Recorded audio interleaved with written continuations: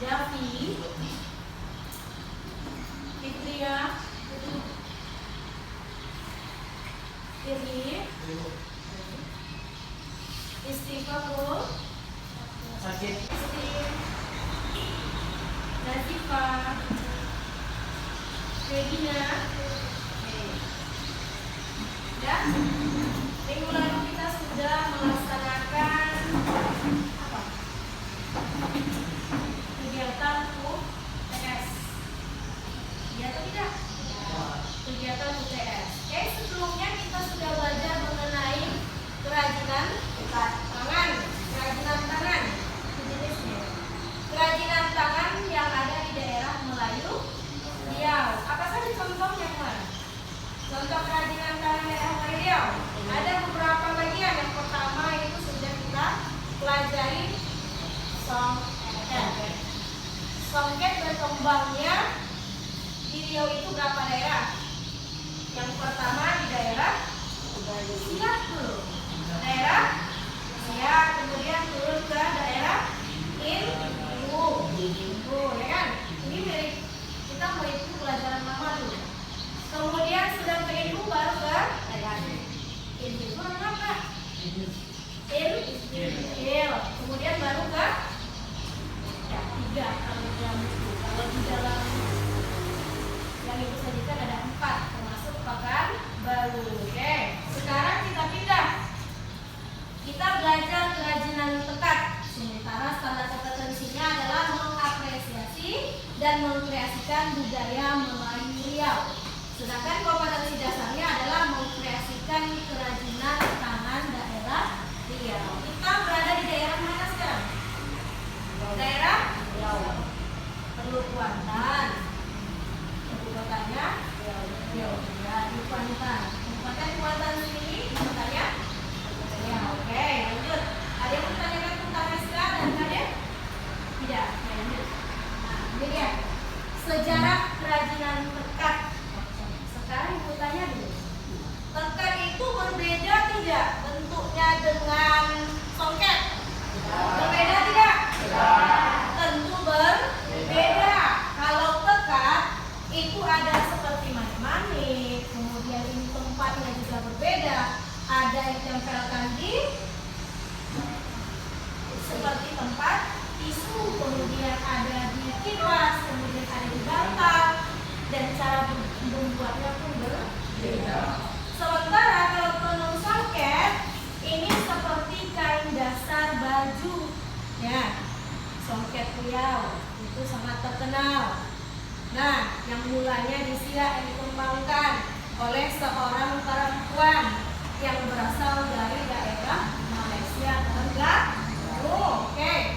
Kalau kerajinan tekat ini itu merupakan salah satu dari karya seni yang dituangkan pada sebidang kain. Ini ada dengan cara tempel, ada dengan cara disulam. Bentuknya berbeda juga dan rasa kalau kita pegang juga berbeda. Nah, lihat nanti ada. Ini mula masuknya ke daerah Riau pada abad berapa? Ke-7. Masuknya pertama sekali pada abad ke-7 dan mulai berkembang pada abad ke-15. Siapa yang membawa? Para pedagang atau musafir seiring berkembangnya Islam masuk ke Indonesia. Ya. Kemudian mengenai kerajinan tekat ini sudah dipastikan masuk ke daerah Riau itu pada abad ke-7 tadi dan mulai berkembangnya pada abad ke-15. Siapa yang masukkan Islam ke Indonesia itu? Para pedagang atau musafir dari arah sana berdagang ke Indonesia, mulai dari Aceh sana sampai ke dia. Paham? Jadi yang dimaksud dengan tekat itu adalah suatu kerajinan tangan yang dituangkan pada sebidang kain. Di sini ada pertanyaan tentang perkembangan tekat ini. Sudah tahu bentuk terciptalah motifnya itu seperti flora dan fauna, hewan dan tumbuh-tumbuhan. Nah, jadi perkembangannya seiring dengan masuknya religi ke dalam masyarakat. Paham di sini? Ada pertanyaan? Tidak. Oke, kita lanjut ya. Nah, perkembangan selanjutnya merupakan proses akulturasi. Yang dimaksud dengan akulturasi adalah penyatuan dari sebuah kebudayaan. Kemudian hiasan serta motifnya terdapat pada kerajinan tekat ini. Sementara unsur-unsurnya adalah seperti ragam hias yang timbul pada periode India dan di Indonesia, yaitu menggunakan flora dan fauna. Itu tadi unsur-unsurnya menggunakan flora dan fauna. Nah, inilah bentuk tekat itu yang dituangkan pada sebidang kain. Ini bentuknya seperti apa nih? Tumbuhan. Oke, ini bentuknya seperti tumbuhan. Nah, dia unsur tumbuhan, kemudian seperti naga-nagaan itu yang seperti binatang, ada seperti burung nanti, kemudian kupu-kupu dan lain sebagainya. Nah, disusul dengan masuknya agama Islam yang memasukkan unsur-unsur dedaunan dan bunga. Nah, oke. Lanjut. Yang sampai pada saat ini cara pembuatannya tidak pernah berubah. Teknologi pembuatan kerajinan tekat ini diperkirakan berasal dari luar Nusantara dan pada saat ini juga tidak menggunakan mesin, masih menggunakan alat tradisional. Seperti apa? Seperti apa alat tradisionalnya itu? Meja yang dibuat segini, kemudian kain tadi dipakukan dari ujung ke ujung sini, barulah dibuat tas tersebut. Ada yang ditempel, ada yang memang disulam dari kain aslinya. Betul ya?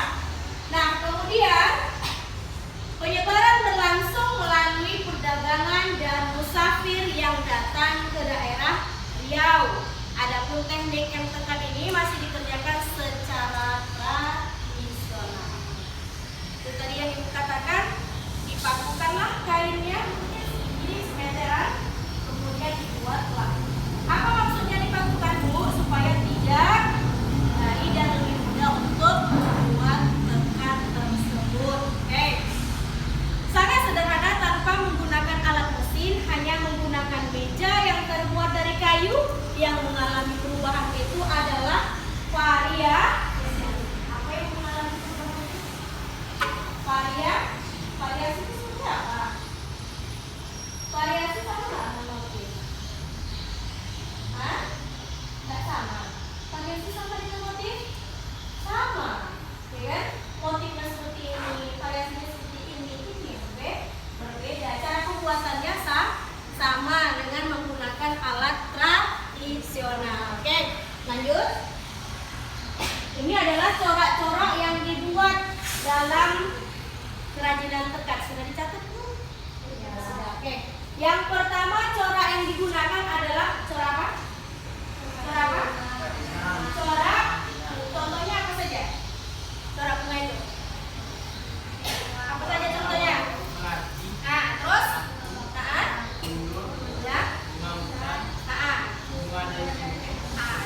Pasti banyak bunga yang digunakan coraknya. Itu paling sering digunakan adalah corak bunga batu. Kamu tahu bunga batu ini mana? Nah, tuh. Dan banyak kita tanam. Nah, kalian lihat cara membuat. Bagaimana perkembangannya?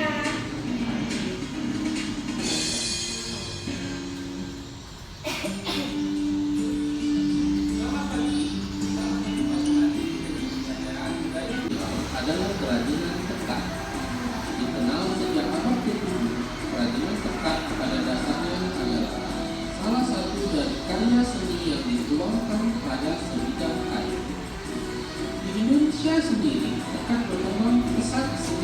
ke-15 bersamaan dengan masuknya Islam di Indonesia. Dari segi perbuatannya sendiri, dari dulu sampai sekarang belum mengalami perubahan.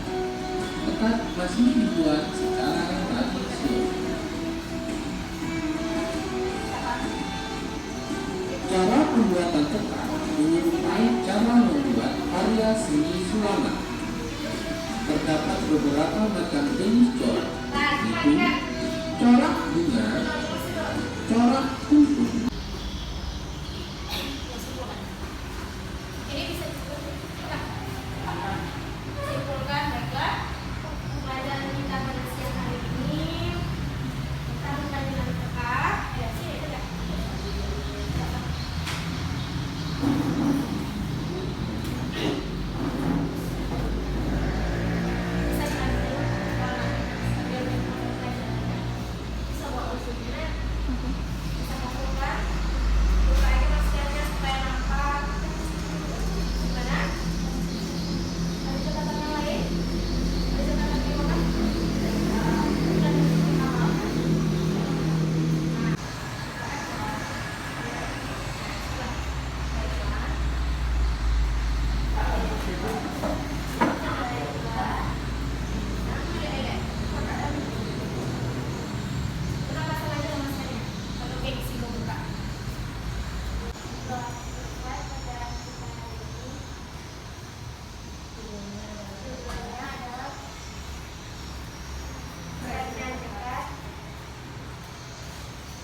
Awal masuk ketat itu pada abad ke-17.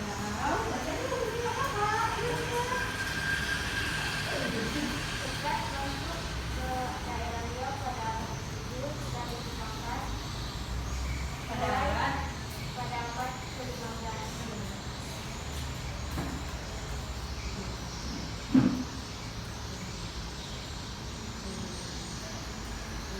corak yang digunakan antara lain Corak ketat yang digunakan antara lain yaitu corak lama, corak gunung, corak laut, corak uang, corak hewan, dan corak alam. Unsur-unsur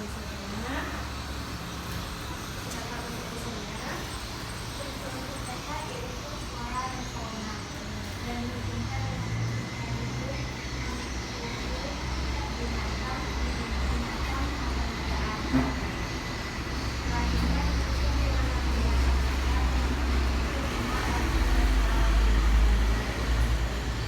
Terus ada lagi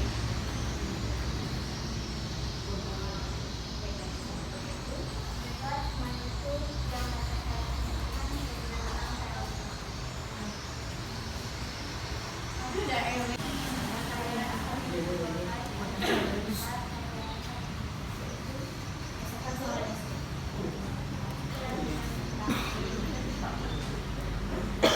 Ketat adalah salah satu dari karya seni yang digunakan pada dunia.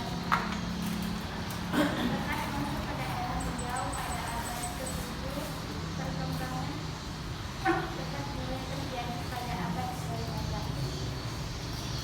Unsur ketat yaitu flora dan fauna.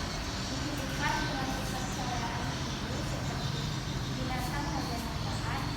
Selanjutnya disusun dengan masuknya agama Islam, masuknya unsur bunga dan bedanya.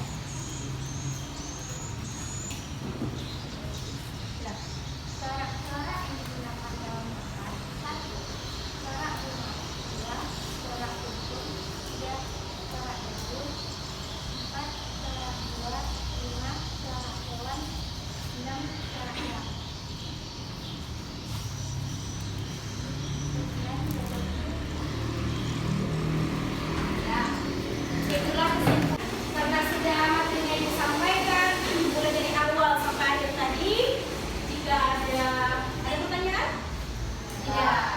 Ada salah-salah kata yang ibu mohon maaf. Insya Allah kita akan bertemu lagi pada minggu yang akan datang. Tetap belajar, semangat, dan selalu membaca buku. Baiklah, terima kasih. Assalamualaikum warahmatullahi wabarakatuh.